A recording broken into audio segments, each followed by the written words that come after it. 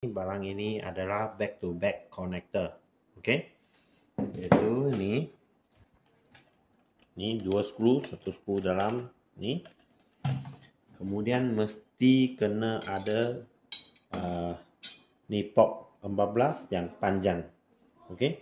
So ini tak cukup panjang, ini saya beli dari 2 core, kena welding.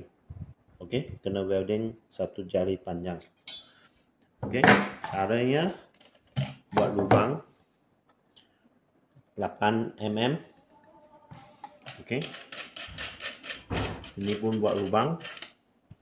Okey, antara 2 botol kena lapik dengan rubber ini. Okey, masuk.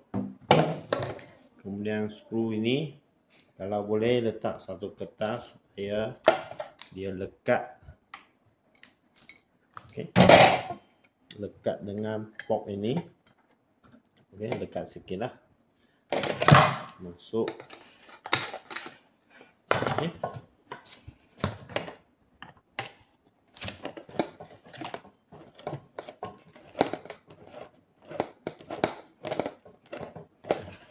Okey, kena ada 2 port.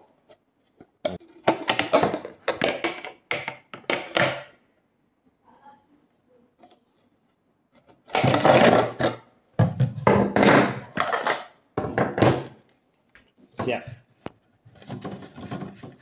Okey.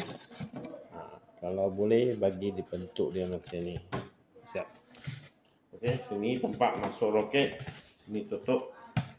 Masuk roket.